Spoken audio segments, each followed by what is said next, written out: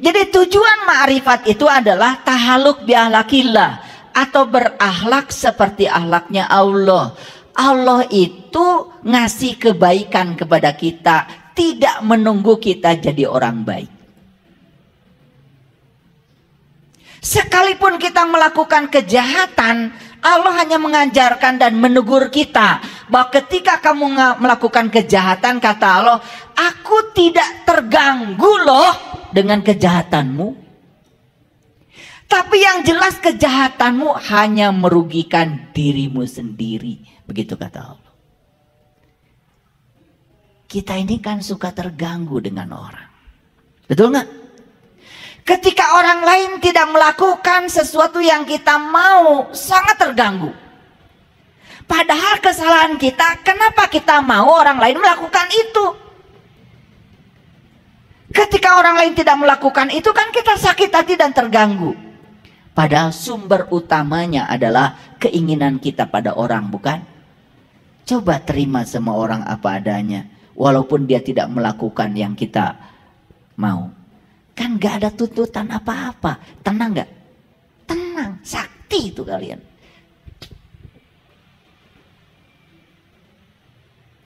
Jadi para rasul itu datang ke dunia ini diutus untuk menjadi contoh dan teladan yang nyata bagi manusia, karena mereka itu adalah orang-orang yang sudah berakhlak seperti akhlaknya Allah.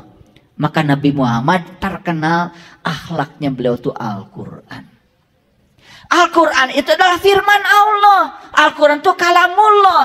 Berarti Nabi Muhammad itu akhlaknya adalah akhlaknya Allah. Mulia enggak? Mulia enggak? Makanya beliau bersabda, aku diutus ke dunia ini untuk memuliakan akhlak. Nah ini yang sering lupa kita. Beliau datang ke dunia ini untuk memuliakan akhlak. Instrumennya banyak. Ada rukun iman, ada rukun Islam. Itu instrumen. Itu bukan tujuan. Itu instrumen, itu toolnya, itu alatnya. Supaya akhlaknya mulia, ini loh instrumennya begitu.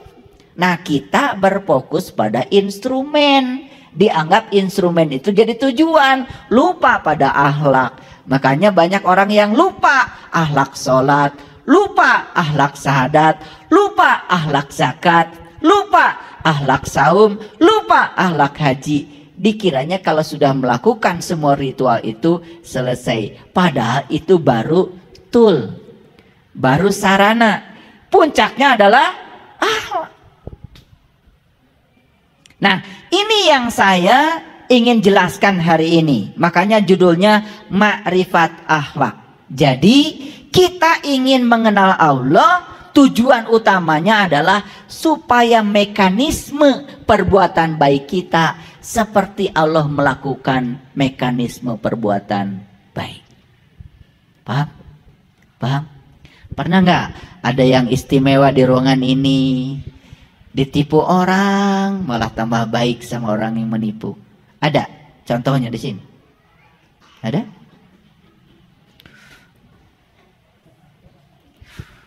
Dimarah-marahin orang, dihina orang, semakin sayang sama orang itu.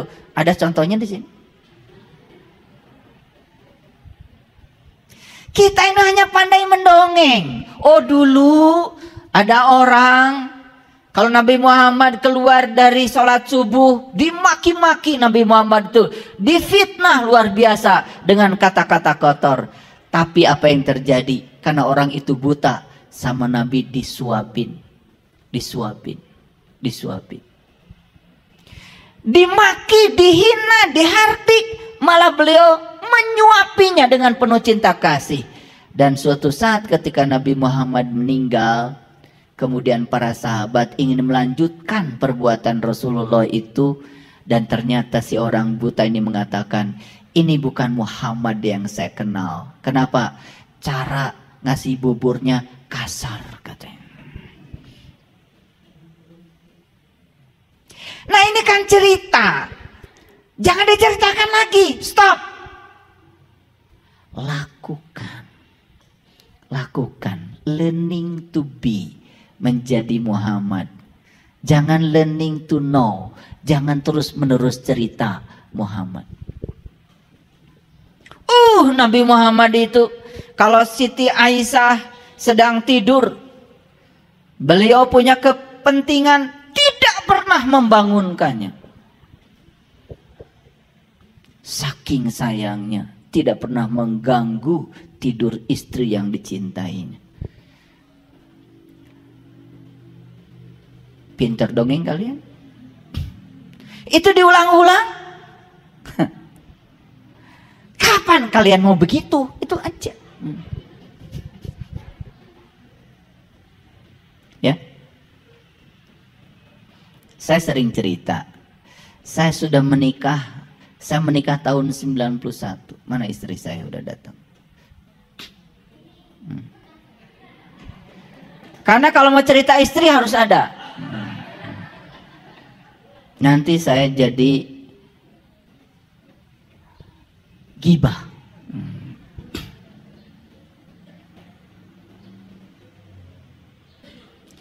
Saya tidak pernah menyuruh sama istri saya. Saya mau pergi keluar kota, saya bereskan sendiri. Kan tangan saya sehat.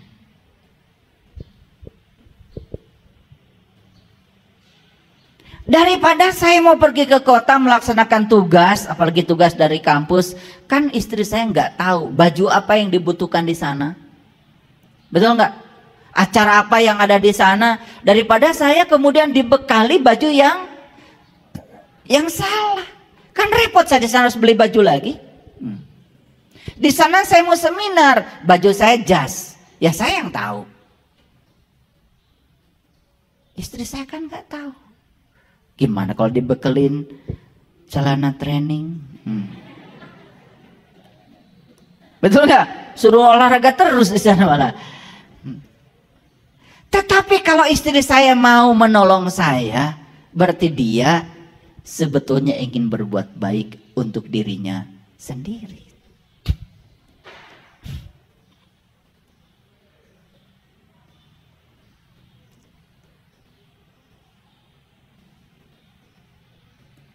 Jadi ini harus dipraktekkan, praktek. Makanya saya sering stop bicara kebaikan, lakukan kebaikan. Kita terlalu banyak berbicara kebaikan, dikiranya kalau berbicara kebaikan akan menjadi orang baik. Tidak. Kalian bicara Nabi Muhammad sabar, kalian tidak akan jadi sabar. Tapi lihat apa yang menyebabkan Nabi Muhammad sabar, ikuti caranya. Learning to be, menjadi beliau. Pasti kita akan kebagian sabarnya. Jadi para rasul, para nabi, para sunan, para wali itu adalah contoh teladan nyata manusia yang sudah berakhlak seperti akhlaknya Allah. Maka beliau-beliau itu tidak pernah melawan kejahatan dengan kejahatan, tidak melawan kegelapan dengan kegelapan. Beliau-beliau itu melawan kejahatan dengan cinta kasih, melawan kegelapan dengan cahaya. Itulah pentingnya saya jelaskan ini. Baik, kita mulai baca Quran. Yuk kita baca. Wabtagi fima atakallahu darul akhirah wala tansa nasibaka minad dunya wa ahsin kama ahsanallahu ilaika. Ini ayat yang saya bacakan tadi. Nah, kalau tadi belum saya sebut nomor ayatnya supaya percaya, saya kasih tahu. Ini Quran surat Al-Qasas surat ke-28 ayat 77. Wabtagi fima, dan carilah pada apa? Fima. Dan carilah pada apa? Atakallahu, yang dianugerahkan Allah kepadamu, darul akhirah, negeri akhirat. Jadi ternyata negeri akhirat itu harus dicari pada apa yang dianugerahkan Allah padamu. Makanya bacanya pelan-pelan, pelan-pelan. Ulangi dulu. Wabtagi fima atakallahu darul akhirah. Carilah pada apa yang Allah anugerahkan padamu negeri akhirat. Jadi ayat ini ngasih isyarat bahwa negeri akhirat itu ada pada apa yang Allah anugerahkan padamu. Paham sampai sini? Ini supaya clear. Allah itu nyuruh nyarinya di mana? Apakah Allah nyuruh nyari ke tempat lain? Ke tetangga? Ke negeri yang jauh? Enggak. Allah cuma bilang, carilah pada apa yang Allah anugerahkan padamu negeri akhirat. Ini alamat dari Allah. Ternyata negeri akhirat itu ada pada apa yang Allah anugerahkan padamu. Sekarang kita dianugerahi apa sama Allah? Karena di situ katanya akhirat diletakkan menurut Quran. Bukan menurut saya ya. Dikasih apa sama Allah? Dikasih hidup. Ada akhirat di situ?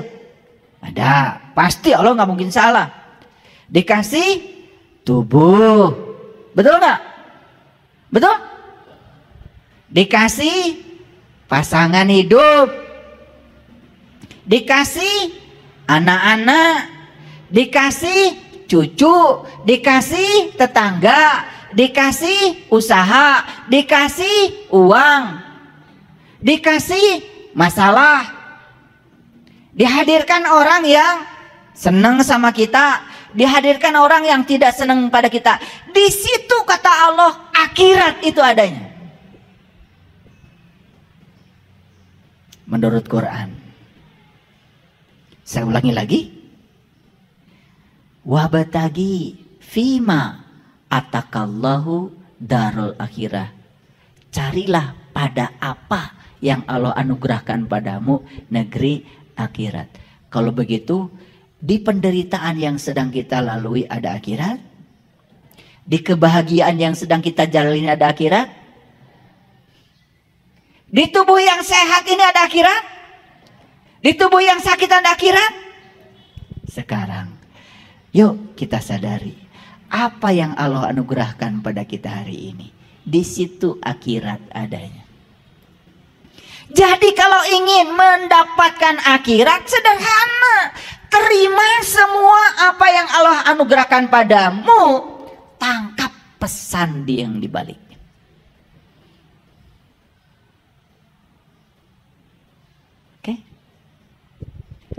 Selama ini masih memilih? Memilih? Di suami yang gak sabar marah-marah ada akhirat?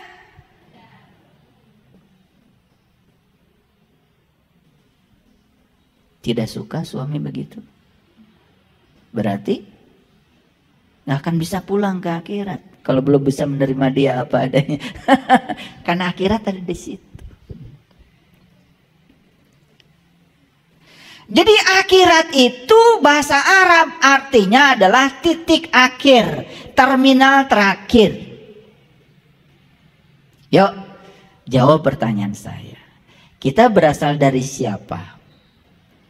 Kita berasal dari mana? Kita berasal dari Allah. Berarti terminal awal kita siapa? Allah. Ulangi, belum kompak. Kita semua berasal dari mana? Berarti terminal awal kita siapa? Allah. Kita semua akan pulang kemana? Berarti terminal akhir kita Allah. Jadi terminal awal Allah, terminal akhir Allah. Kalau begitu, akhirat itu terminal terakhir. Kalau begitu terminal terakhir kita siapa? Allah. Bukan surga, bukan neraka.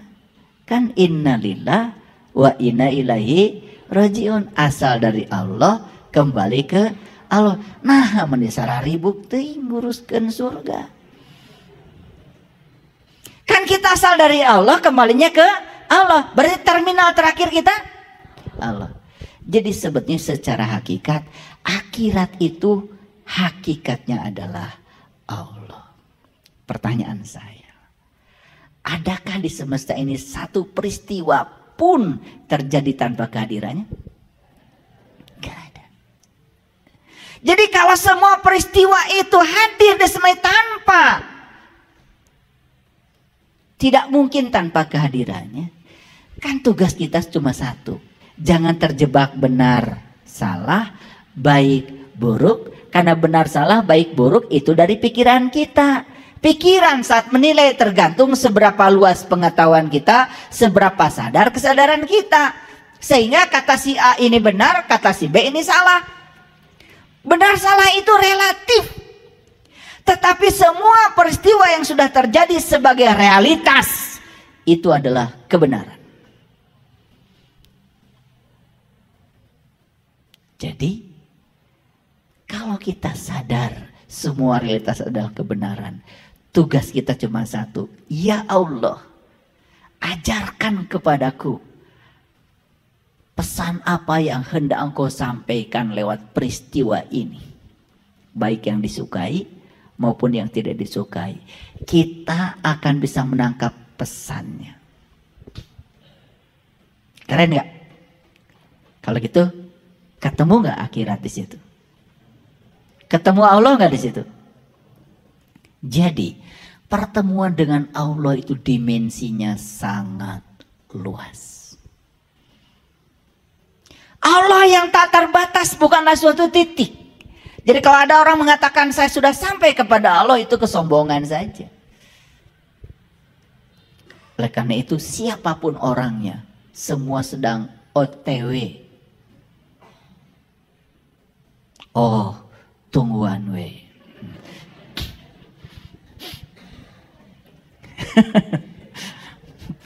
Semua kita tuh sedang OTW. Makanya disebut Israel.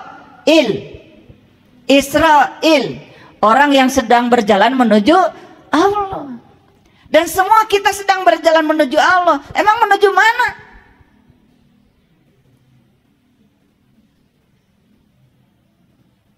Betul? Clear sekarang? Oke. Pelan-pelan ngajinya. Karena biasanya kalian ngaji biasa cepet kan? Ayat ini sudah dibaca berulang-ulang. Saya yakin itu. Saking cepatnya kalian baca. Sampai kalian gak ngerti isinya apa. Kalian tuh kalau baca emang gak ada remnya. Cek. Langsung tamat. Alhamdulillah. Gitu. Saya sudah tamat 30 juz. Alhamdulillah. Gimana Bu? Tenang. Karena gak ngerti. Kalau ngerti pasti gak tenang. Betul gak? Coba kalau ngerti sedikit aja.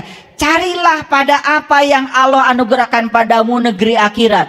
Stop sampai di sini. Apa yang dianugerahkan pada saya?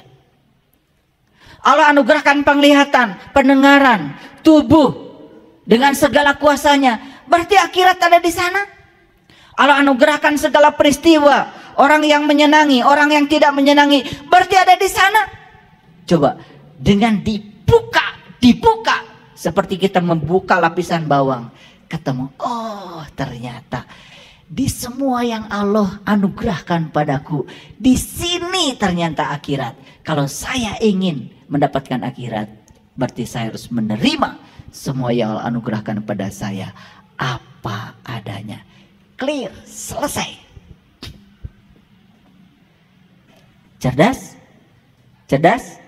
Nah, agak cerdas sedikit lah. Aja dengan sudah minum air wortel kan? Wala tansa nasibaka minad dunya. Janganlah kau lupakan nasibmu di dunia ini. Ini peringatan dari Allah. Karena banyak orang yang melupakan nasibnya di dunia gara-gara terfokus pada akhirat. Dan akhirat itu adalah negeri yang nanti. Padahal kita tahu akhirat itu terminal terakhir. Terminal terakhir kita apa tadi? Allah. Jadi kembali kepada Allah itu kapan? Apakah sekarang, di kehidupan sekarang, atau nunggu mati dulu? Kapan? Sekarang. Yuk kita sekarang sadar, oh saya ini adalah makhluk cahaya yang ditiupkan Allah ke dalam diri saya. Berarti saya sekarang harus mencahayakan semesta. Oh, saya datang ke dunia ini karena cinta kasih Allah. Berarti tugas saya di semesta ini adalah menyayangi, mencintai. Tidak boleh ada kebencian lagi. Oh, saya datang ke dunia ini karena diutus oleh Allah untuk menjadi kepanjangan tangan Allah. Maka tugas saya di dunia adalah menjadi kepanjangan tangan Allah, menyampaikan cinta kasih Allah. Keren gak kalau gitu? Selamat gak hari ini? Kalau hari ini selamat, besok selamat, lusa selamat. Ya sudah, nanti juga pasti selamat. Nah, kita tuh melupakan hari ini karena berfokus ke sana. Sampai kita melupakan nasib kita di dunia. Ini ayatnya Bung ya. Disuruh mencari negeri akhirat pada apa yang Allah anugerahkan padamu. Kan yang Allah anugerahkan padamu adanya di sini di dunia. Makanya dipertegas dengan ayat yang kedua. Wala tansa nasibaka minad dunya. Jangan pernah kau lupakan nasibmu di dunia. Jadi kalau kita lahir ke dunia miskin, jelas yang salah orang tua kita. Tapi kalau kita mati miskin, yang salah ya Anda. Tidak bisa mencari akhirat di tempat yang di apa-apa yang Allah anugerahkan padamu. Bagi orang yang sudah berkesadaran, sudah tidak ada baik buruk, benar salah, semua yang terjadi dalam kehidupan adalah kebenaran. Cuma minta sama Allah, ya Allah, tolong ajarkan apa yang pesan yang hendak kau sampaikan kepadaku di balik peristiwa ini. Jadi orang-orang yang kesadaran rendah ketika mendapatkan yang tidak diinginkan dalam hidupnya, ngomongnya, Gusti, cute.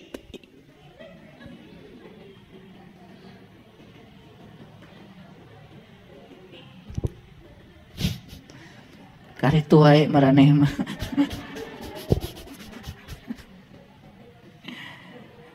Ya dijawab sama Allah. Aku sudah anugerahkan penglihatan, pendengaran, napas. Aku sudah anugerahkan tubuh yang sempurna. Kenapa orang lain bisa, kamu tidak bisa? Kenapa orang lain nasibnya bagus-bagus saja, kamu begitu? Aku menyediakan rezeki yang sama buat semua orang. Aku menyediakan ilmu yang sama buat semua orang. Aku menyediakan kebahagiaan yang sama buat semua orang. Bukan salahku, kata Allah, bukan salahku. Salahmu mengambil dariku yang tidak tepat. Jadi harusnya hidup ini menakjubkan. Harusnya hidup itu menakjubkan. Kenapa sakit? Karena jiwa kita kotor. Kenapa sakit? Karena mental kita kotor. Subconscious mind kita kotor. Apa saja dipikirin, apa saja dimasukkan ke sini, ya sakit.